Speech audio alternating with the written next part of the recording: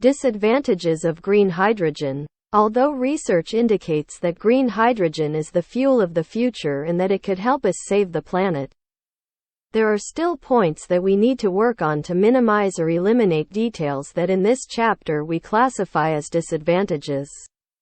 Well, this does not have negative objectives, on the contrary. It should serve as incentives for us to invest in more research in this area. Among them I highlight cost.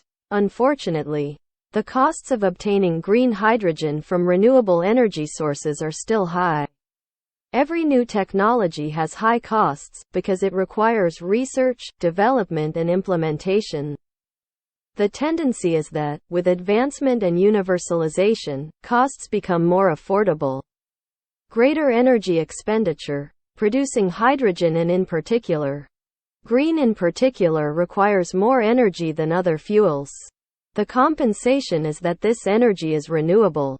Highly dangerous. Hydrogen gas is a very volatile and flammable substance, requiring high safety standards to avoid leaks as it is the smallest of all gases and consequent explosions.